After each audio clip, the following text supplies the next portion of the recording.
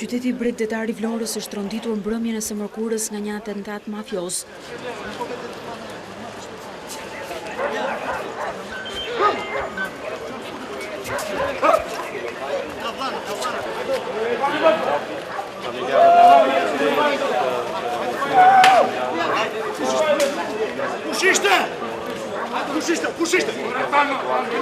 Dy persona kanë mbetur të vdekur si pasojë një breshërie plumbash drejtuar mbi ta.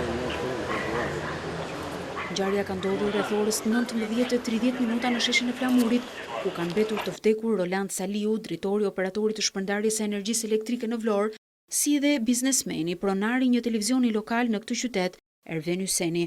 Të dy personat kanë qenë në një lokal pranë sheshit të Flamurit ku kanë rënë preje plumbave. Autorët mendohet se kanë përdorur armë të tipit Kalashnikov. Ata janë larguar me shpejtësi nga vendi i ngjarjes, ndërsa pak minuta më vonë në fshatin Panaja është gjetur një automjet i djegur, i cili dyshohet se i përket autorëve. Mësohet se në drejtim të viktimave janë zbrazur 12 plumba. Sipas të dhënave paraprake, shënjestra autorëve ka qenë biznesmeni, pronari i televizionit Erven Hyseni, ndërsa drejtori OSHS Roland Saliu ka mbetur i vrarë aksidentalisht. Mësohet se biznesmeni ka jetuar më parë në Itali dhe Spanjë.